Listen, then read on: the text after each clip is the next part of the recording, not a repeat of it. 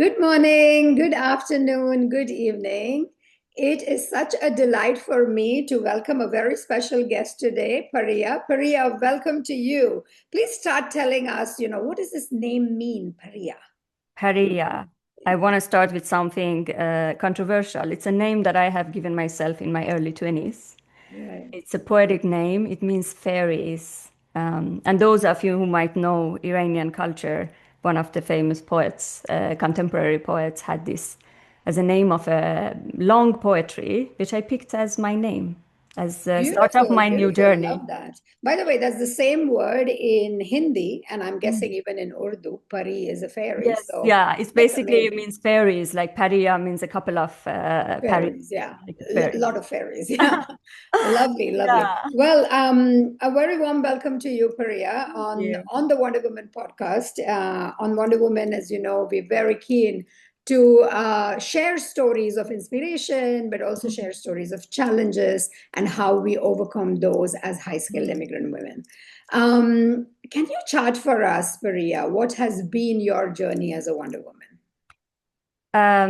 Honestly, I would say even back home in Iran, I would consider me as a Wonder Woman.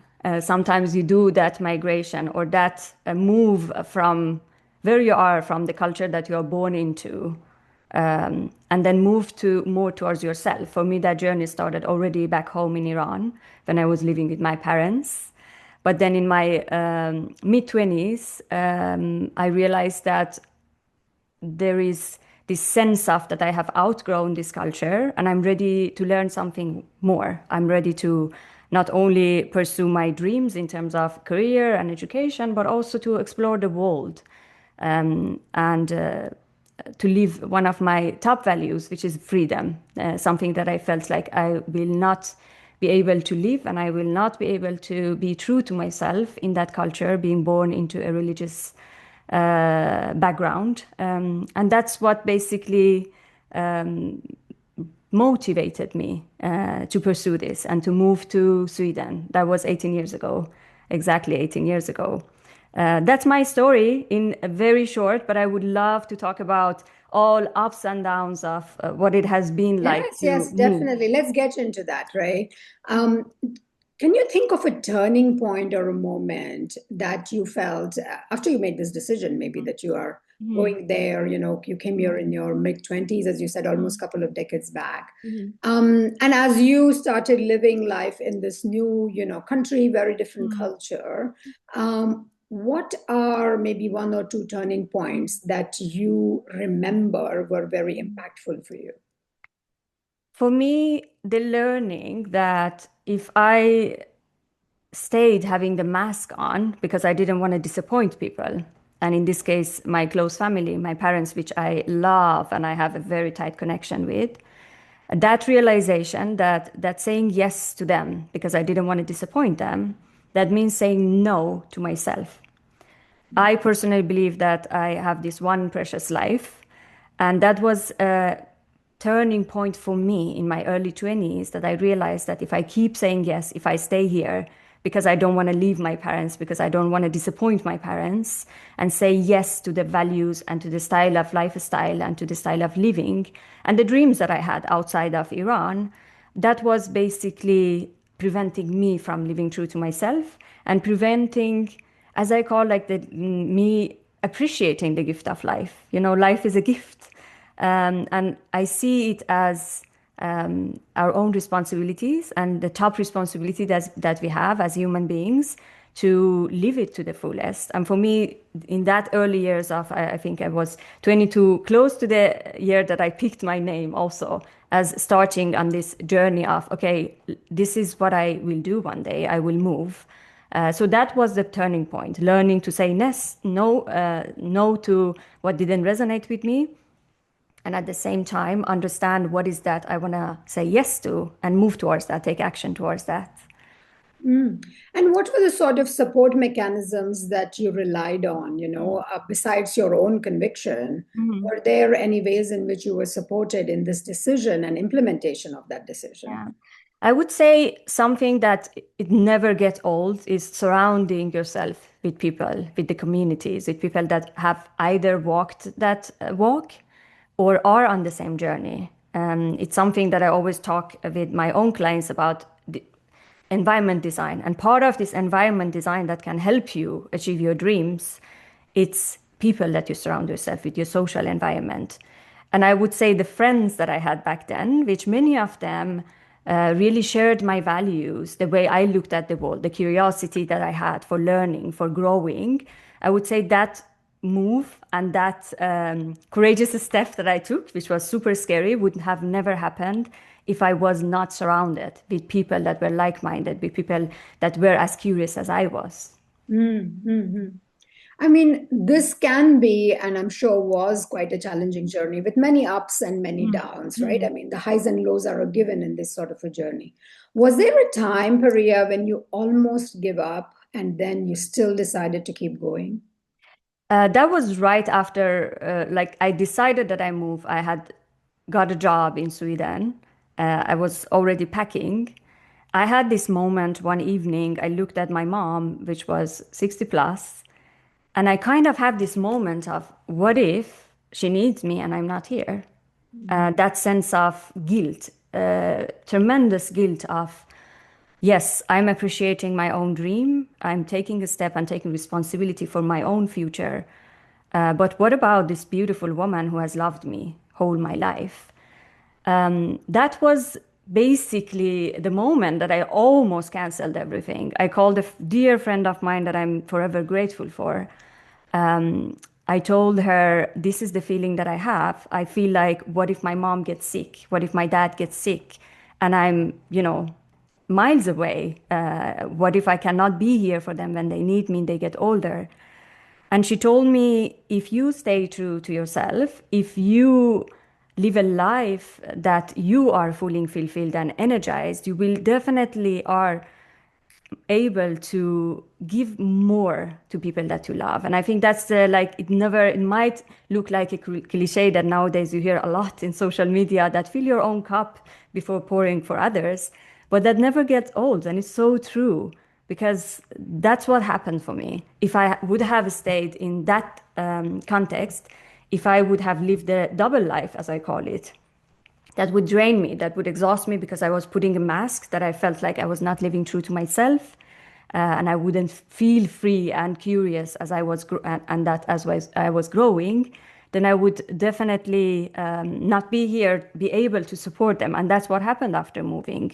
Of course, it's hard. Of course, it comes with a sense of guilt, especially for women, because we are not used to picking ourselves, prioritizing ourselves, looking at our own needs. So that takes practice. And for me, that started there more and more. And that took me, honestly, a couple of years to work with that guilt, the sense of guilt that I had for leaving them behind in that environment that is unstable, for instance, economically, politically, and everything, and live my dream life basically here. But I always I get a lot of immigrant women as my clients, and I always tell them, if I could, you can do it too. I'm a hypersensitive person, HSP trait. I have a lot of deep emotions, but these emotions are here to protect us, and just understanding and appreciating that they are part of the journey of growth, going out of your comfort zone and not giving into those negative emotions. Do not let them direct you. Very well said, Maria. And it's something I think that a lot of Wonder Women can deeply appreciate. I mean, coming back to my own story, I was so lucky that I had a younger brother who Mm, took sort of the, responsibility of being with my mm, parents. But the guilt is something we work with, right? It never goes yeah. away. I think when COVID happened, so many Wonder Women had these challenges, and Mm, not just Wonder Women, like men and any yeah, immigrant who lived outside yeah, of for their home sure. country, would feel this sense of guilt around not being there. And we saw that COVID impacted different countries in very different Yeah. ways. Mm, And I think that guilt then manifested in so many ways for so many people, right? And people even lost their parents or mm, their loved ones. I mean, that's like a whole other level of then yeah. Mm, managing those emotions. yeah. um I'm wondering, when you came on this journey, you had a set of beliefs and expectations. Mm, Now, being in this new country, for a couple of mm. decades, have any of your beliefs been reshaped? Do you Mm-hmm. think differently about something than you did when you started the journey?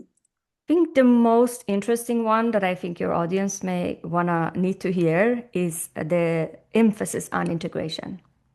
You know, when I moved to Sweden, and I had this job as a researcher at university, and my first goal, or one of the top goals, was this: that, oh, I want to be integrated in this society, whatever that means. I want to be integrated into this culture.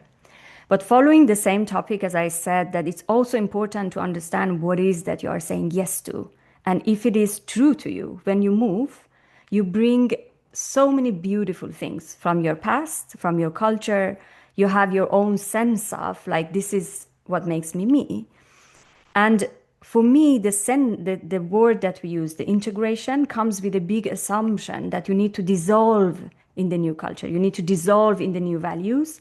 But the power for me, that was basically, I would say, 7, 8 years after moving, which I had mastered the Swedish language, I had my network and everything. I still had this sense of unfulfillment. And I looked deeply into that. And I realized that I have again masked and filtered part of who I was, my personality and my values, to fit in a sense, because that's what you're told when you move. You need to integrate into the society. So I started proactively working with bringing them back. I'm an Iranian. I'm much more extroverted than your typical Swede.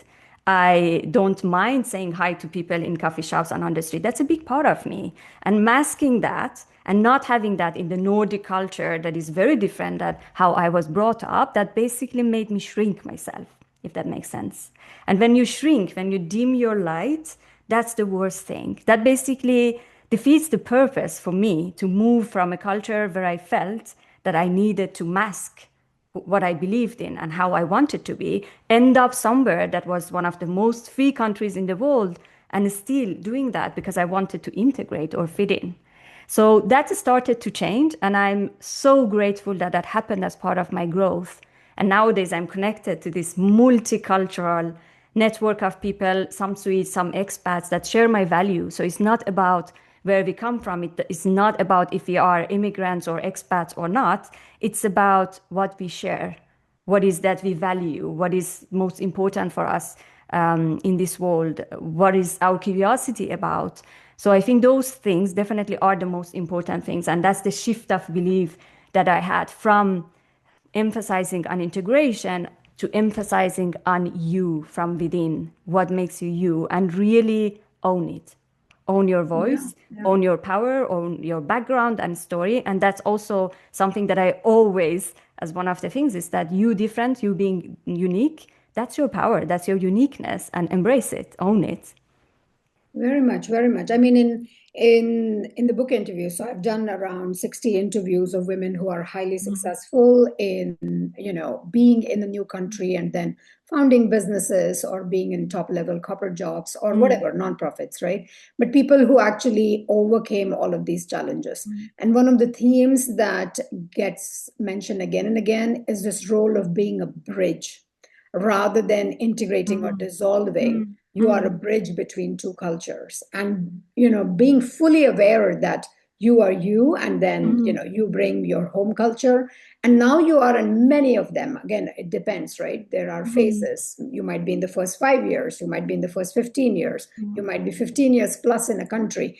Different phases give different challenges to Wonder Women, but the idea of being, how can you bridge the two, because that is where your mm. value is, because that is where that adaptability that you bring has a value to it.